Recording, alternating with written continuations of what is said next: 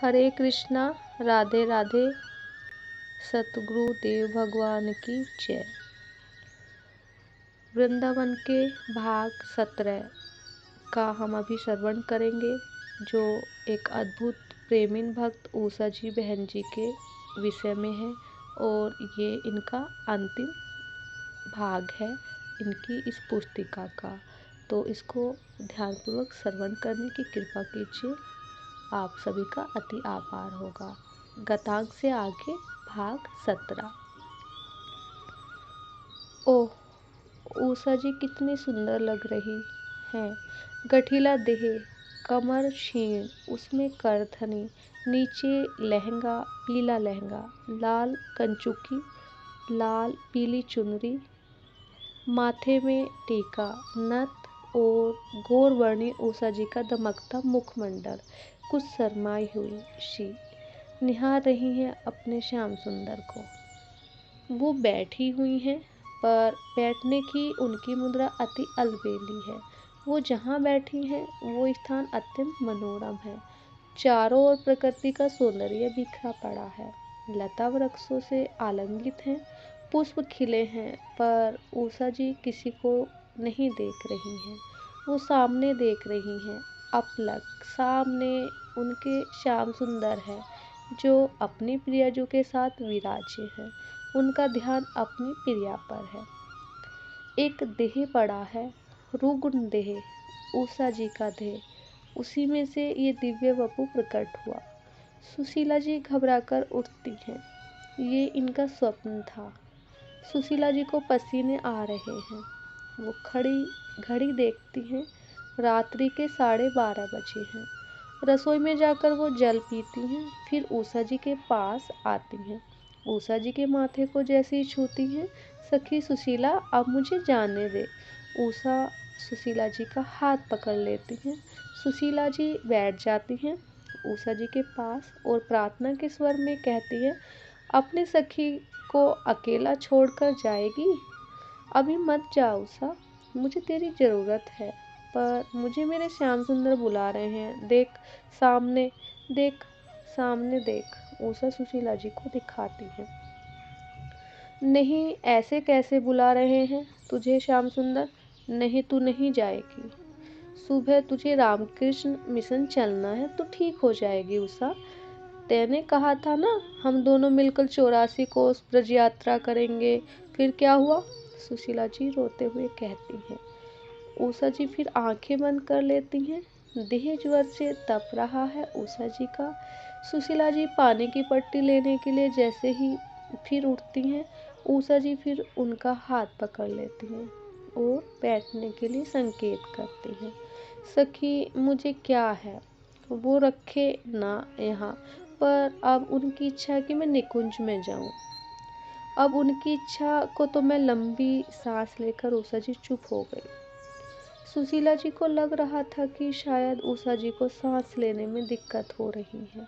वो घबरा जाती हैं। नहीं, घबरा मत सखी, अब जाने देना मुझे, उषा जी फिर कहती हैं। तभी उषा जी को आने दे सखी। श्याम सुंदर की मधुर वाणी कक्ष में स्पष्ट दोनों को ही सुनाई देती है। सुशीला अब क्या कहे। सुबह की बेला है। सुशीला जी यमुना स्नान करके जल ले आई है। उषा जी भी जानने की जिद कर रही थी, पर सुशीला जी उन्हें नहीं ले गई। यमुना जल गर्म पानी में डालकर उषा जी को स्नान कराया सुशीला जी ने। तभी किसी ने द्वार खटखटाया तो सुशीला जी ने खोला। मोहन भाई? सुशीला जी ने देखा उषा जी का भाई मोहन अंबाला से आया था। उन्हें भी सपना देख लिया था कि उनकी बहन बीमार है। उठते ही वो चल पड़ा था। अंबाला से दिल्ली में रुका, फिर आया। दीदी, रोते हुए उन्होंने अपनी बहन को देखा, छुआ। बहुत गर्म देह था उनका। उसने उसी समय जाकर फोन किया और अपने एक डॉक्टर मित्र को दिल्ली से बुलवा लिया। डॉक्टर जब पहुंचा वृंदावन, तब मोहन जी ने उसको ये भी कहा कि दीदी हॉस्पिटल नहीं जाना चाहती हैं। डॉक्टर ने पहले उषा जी को जाकर देखा, फिर ब्लड वहीं से ले जाने की व्यवस्था बनाई। ब्लड का जो रिपोर्ट आया, उन्हें देखकर डॉक्टर भी चकित था। ग्लूकोज चढ़ाने की व्यवस्था की, पर उषा जी को ये सब प्रिय नहीं लग रहा था। उनका ध्यान केवल अपने ठाकुर जी पर था। वो ग्लूकोज को भी हटा देती है और स्नान करके फिर ठाकुर जी की सेवा में बैठती है। मोहन भाई रोते गिड़गिड़ाते तब जाकर वो कुछ बात मान लेती हैं। 2 दिन बीत गए। दवाई खाना उन्होंने बिल्कुल अस्वीकार कर दिया था। अब उनको टाइफाइड भी हो गया था। शुगर कभी अत्यधिक बढ़ जाता तो कभी बहुत ही कम हो जाता। डॉक्टर भी समझ नहीं पा रहे थे कि क्या है। दवाई भी दूध में डालकर देना पड़ता था। दवाई के लिए प्रसाद का नाम लेकर देना पड़ता था।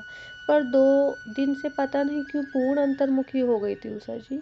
उन्होंने बोलना बिल्कुल बंद कर दिया था। उनको देखकर ऐसा लगता था कि अब इस जगत की वो नहीं रही है।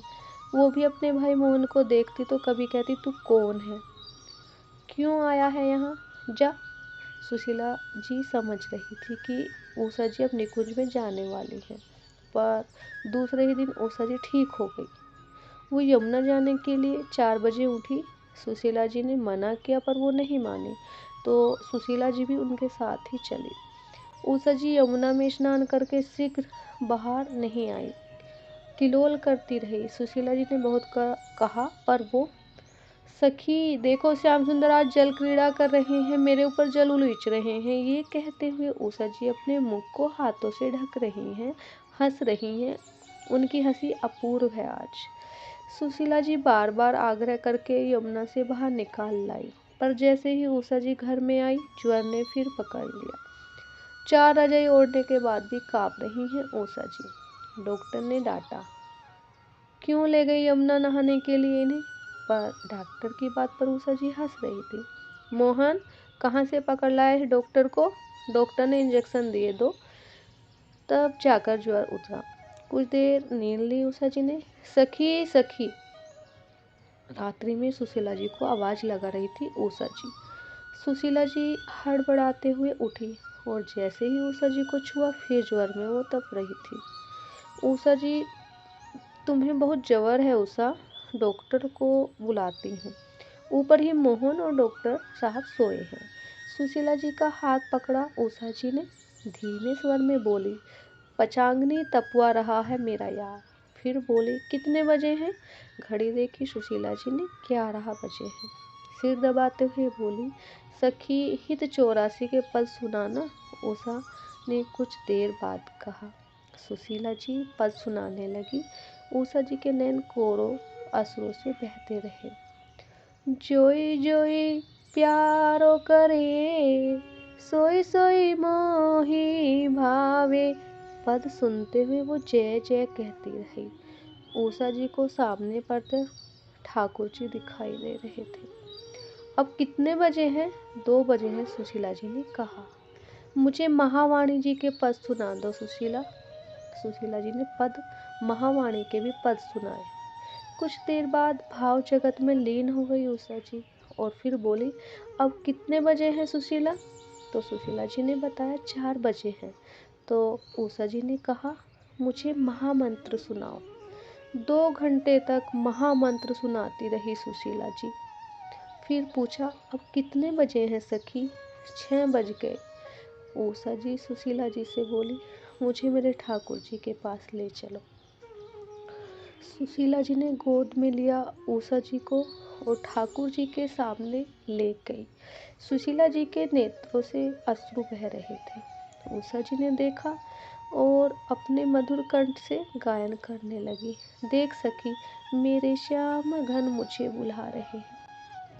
प्रिया लाडले श्याम घन लाल लड़ेती बाल।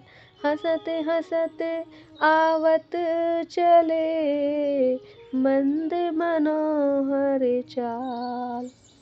भी आ रहे हैं सखी, मेरी ओर आ रहे हैं, मेरी ओर मुस्कुराते हुए आ रहे हैं, मेरी ओर बढ़ रहे हैं। सखी मैं गई, अपने प्रियतम के साथ गई। ये कहते हुए उषा जी खिलखिलाई और और सुशीला जी ने देखा सांस रुक गई है उषा बहन जी। अब जो ये पड़ा है वो पार्थिव देह है। चिन्मय सखी रूप से उषा जी जा चुकी थी। सुशीला जी चिल्ला पड़ी, मुझे अकेली छोड़ के क्यों गई? मुझे भी ले जाती निकुंज। ये कहते हुए सुशीला जी मूर्छित हो गई। मोहन भाई आए सुशीला जी की आवाज़ सुनकर, तो क्या देखते हैं उनकी उषा बहन अब जा चुकी है। हिलकियों से वो रो पड़े। रोया तो पूरा श्री वृंदावन धाम ही था। उषा बहन जी की अंतिम यात्रा में श्री वृंदावन धाम का संपूर्ण संत भक्त समाज चल रहा था। महामंत्र का गान हो रहा था। मृदंग और सहनाई बज रही थी। जय जय उषा बहन जी की। इनके प्रेम को मेरा सत सत नमन। प्रभु से यही कामना है कि हम श्री कृष्ण प्रेम पुजारी भक्तों को उषा जी बहन जैसी नित्य लीलाओं में प्रवेश कराकर इनकी जैसी गति हमको भी प्राप्त हो। यही बारंबार कर दंडवत प्रार्थना है परमपिता परमेश्वर से। राधे राधे। गुरुदेव भगवान की जय। एक प्रेमी प्रिय भक्त उषा बहन जी की सदा ही जय।